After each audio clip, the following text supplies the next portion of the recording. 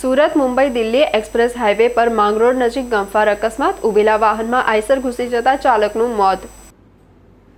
Mumbai Delhi express highway પર અકસ્માતોની શ્રેણીવર થંભી રહી છે। સુરત જિલ્લાના માંગરોળ તાલુકાના નરોલી ગામ નજીક એક્સપ્રેસ હાઈવે પર એક ગમફાર અકસ્માત સર્જાયો હતો। મુંબઈ તરફથી આવી રહેલા એક આઈસર ટેમ્પોના ચાલકે હાઈવે પર અગાઉથી ઉભેલા વાહનની પાછળ ટેમ્પો ધડાકાભેર ઠોકી દીધો હતો।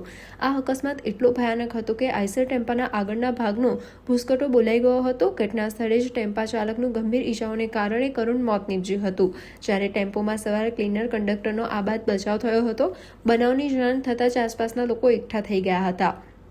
ઘટના અંગે જિલ્લા ટ્રાફિક પોલીસને જાણ કરાતા જ પોલીસ કાફલો તુરંત સ્થળ પર દોડી આવ્યો હતો। ટેમ્પો ખરાબ રીતે પતરા વચ્ચે ફસાઈ ગયો હોવાથી ક્રેનની મદદ લેવામાં આવી હતી અને ભારે જહેમત બાદ ચાલકના મૃતદેહને બહાર કાઢવામાં આવ્યો હતો। ઈજાગ્રસ્ત કંડક્ટરને તાત્કાલિક સારવાર અર્થે નજીકની હોસ્પિટલમાં ખસેડવામાં આવ્યો છે।